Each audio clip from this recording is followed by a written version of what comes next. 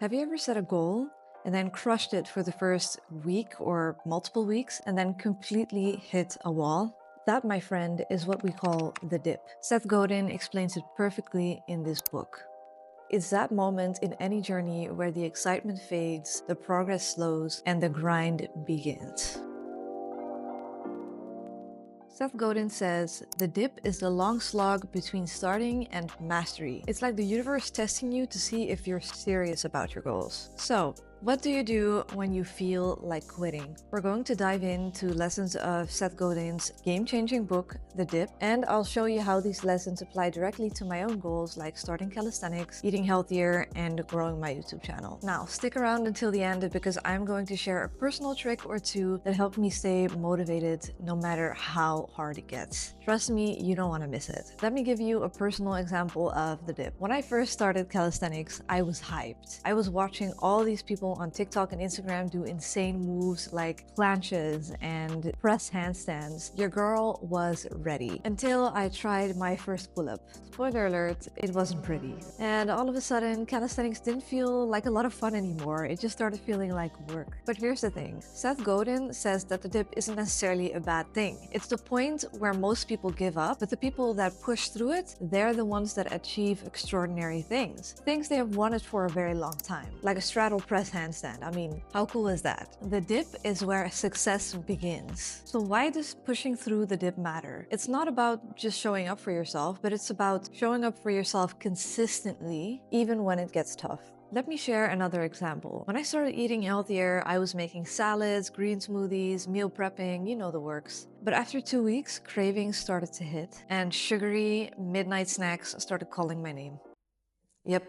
The excitement was gone and I had to face the grind of saying no to pizza and yes to broccoli. The same thing happened with my YouTube channel. You know, making videos is fun, but you know what's not? Editing for hours, dealing with self-doubt, and working hours on a video just to see it get little to no views. That's the tip right there, but here's what I've learned. The ones that stick with it are the ones that make it to the other side. And that's the thing. Pushing through the dip separates the amateurs from the pros, and that's the price you pay for success. If your goal is important enough to you, you'll find a way to keep going. Trust me, it's worth it. Now, let's get practical. Here are 3 lessons that I learned from the dip that I'm using to stick with my goals and how you can apply them to yours. First, make sure your goals are worth it. Godin talks about the importance of choosing wisely. Don't be climbing ladders that are leaning against the wrong wall. For me, calisthenics isn't just about looking strong. It's about building real functional strength. Healthy eating isn't just about losing weight. It's about fueling my body to be able to feel and perform better. And YouTube, it's not about creating influencer fame, it's about creating a community and sharing value. Ask yourself, is your goal aligned to your values? If the answer is yes, it's probably worth sticking with. The next step is to embrace the struggle. Godin says the dip is where success happens. It's supposed to be hard. Otherwise, how would it be of any value? For example, every time I struggle with a workout, I remind myself that each rep is building strength. If I slip up on my healthy diet, I don't throw in the towel. I just rest and reset. And with YouTube, I really learned to celebrate the small wins, like a new subscriber or a very thoughtful comment, because those little moments really add up. But here's the surprising tip. Quitting isn't always a bad thing, as long as you do it strategically. Godin actually says that knowing what to quit can actually be just as important as knowing what to stick with. For example, I stopped doing workouts that didn't help me improve in calisthenics, and I also stopped copying YouTube trends because it didn't fit my style. So if something isn't helping you move forward, let it go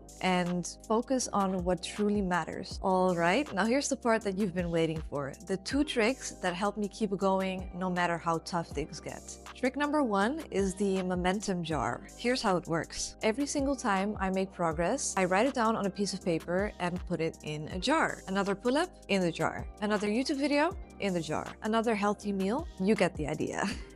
Whenever I feel like quitting, I open the jar and read through all those little wins. It's a reminder that I'm not starting from scratch, I'm building upon a foundation of progress. This works because it shifts my focus from what's still ahead to how far I've already come. And trust me, that perspective can make all the difference. Trick number 2, and this is my personal favorite. It's to write yourself letters. And you can do this with this website called futureme.org. It's free. You can use this tool to write yourself letters to receive in your mailbox every 2 weeks, reminding yourself of why you started and all the small wins that you've already had and how far you can get if you keep going. Now, next time you hit the dip, remember it's not the end. It is just a test. Push through it, focus on your why, and keep track of those small wins, no matter how small they are. So, what's a goal that you are working on right now? Are you in the dip? Let me know in the comments. I read every single one of those comments, and trust me, your stories inspire me too. If this video gave you any value, make sure to give it a like and share it with someone that could use a bit of motivation today. And if you're new here, make sure to